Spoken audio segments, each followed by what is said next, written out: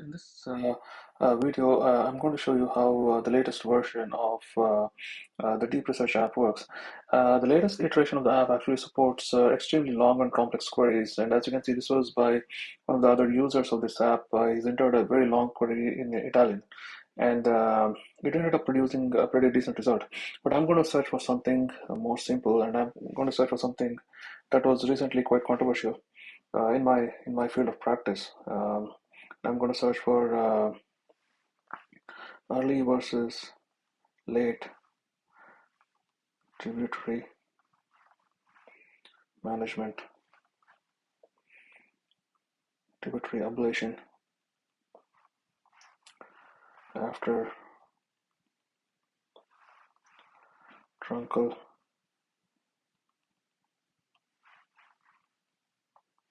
ablation of varicose veins.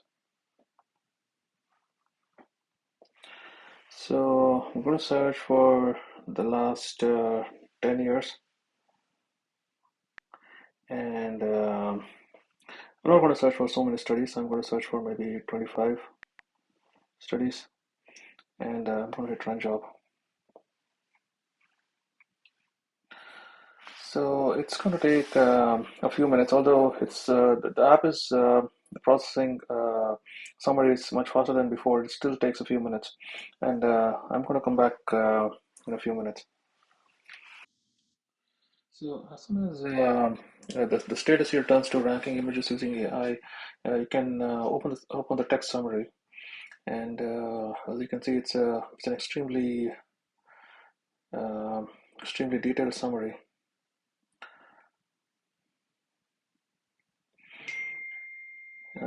It just goes on and on.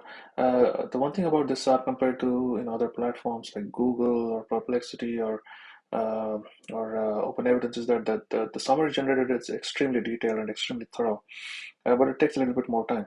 And you can go to ask questions on the summary, and you can ask any question you like. You can just say summarize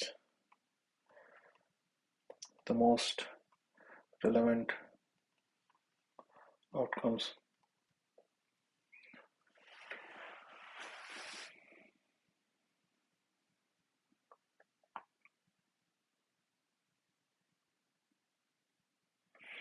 And it produces a much more condensed and digestible, uh, you know, a summary of your big summary, and you can basically ask anything you want. There is no limit to that.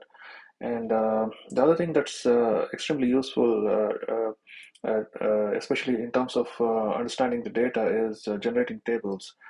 Um, so I'm going to go to generate tables, and I'm going to say tabulate the important outcomes, and I hit generate table.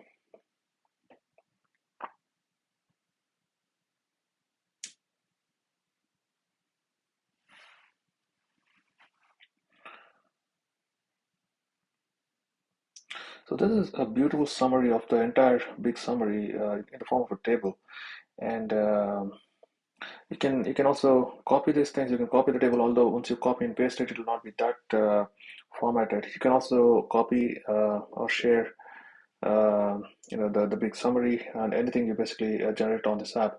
The app also works on the Mac, but it's little bit tricky when you try to copy paste things, and some of the users have had trouble understanding how it really works, but it works, and we are trying to make improvements in that area as well to make it more Mac friendly.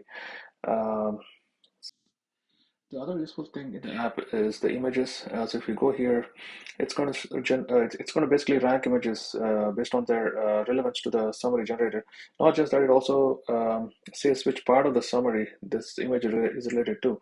So people who are trying to generate some sort of research paper or thesis document or something, they can look up these images and put it into their work much more easily. And it generates a lot of images. You can scroll through the images. You can save these images or copy these images. You can zoom in, zoom out. Extremely useful. So yeah, this is about the new version of the app. It's a work in progress.